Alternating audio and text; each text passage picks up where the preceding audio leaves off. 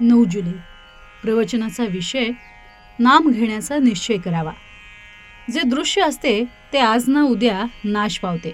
दृश्य हे स्वतंत्र नसते, भगवंताच्या अधीन असते. म्हणून जगात जी जी गोष्ट घडते ती भगवंताच्या इच्छेनेच घडते हे आपण ओळखावे. आपला देह दृश्यच आहे आणि त्याला चालवणारा भगवंत देहात आहे.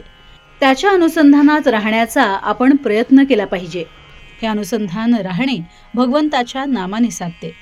म्हणून तुम्ही सर्वांनी नाम घेण्याचा निश्चय करावा.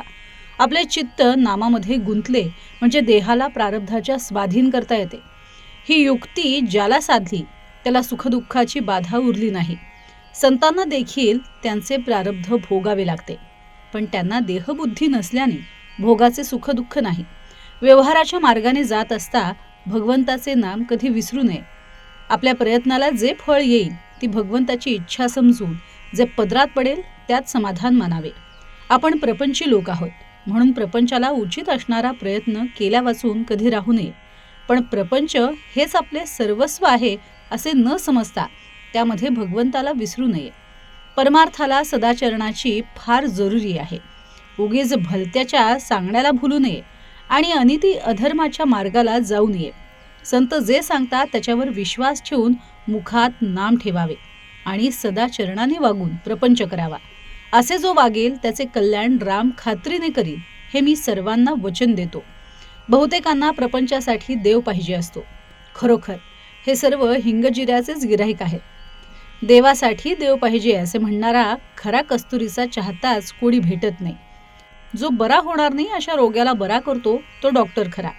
अगदी विषयातल्या माणसांना सुद्धा जो बाहेर काढतो तो संत खरा. त्याच्याजवळ जाऊन नुसते मी शरण आलो आहे असे म्हटले तरी पुरे होते.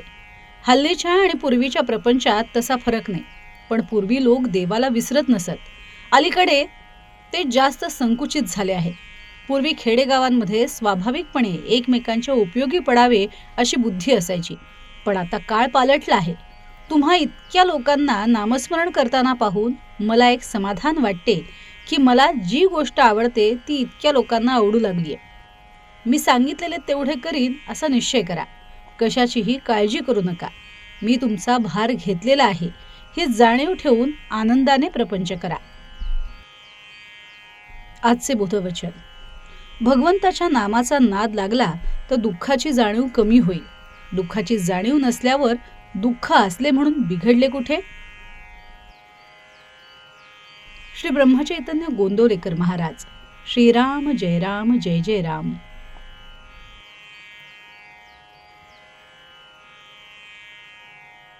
नाम सदा बोलावे, गावे भावे जनासी सांगावे. हाच सुबोध गुरूंचा, नामा परतेन सत्य मानावे. नामा तरंगुनिया, व्यवहारी सर्व भोग सेवावे. हाच सुबोध गुरूंचा, भोगा संगे कुठे न गुंतावे. आनंदात असावे, आळस भय द्वेष दूर त्यागावे. हाच सुबोध गुरूंचा, अनुसंधाना कधी न चुकवावे. गोड सदा बोलावे, नम्रपणे सर्व लोक प्रिय भावे. हाच सुबोध गुरूंचा, भक्तीने रघुपती साळवावे. स्वांतर शुद्ध असावे, कपटाचरणा कधी न वश भावे. हाच सुबोध गुरूंचा, मन कोणाचे कधी न दुखवावे. माझा राम सखा, मी रामाचा दास नित्य बोलावे. हाच सुबोध गुरूंचा, रामापाशी अनन्य वागावे. यज्ञ कसून करीन मी, यश दे रामान दे तुझी सत्ता. हाच सुबोध गुरूंचा, मानावा राम सर्वथा करता.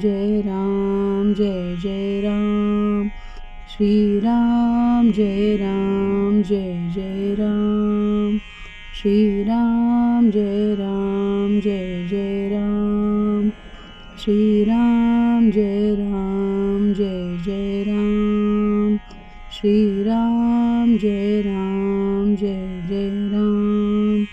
श्रीराम जय राम जय जय राम. जानकी जीवन स्मरण जय जय राम. जय जय रघुवीर समर्थ.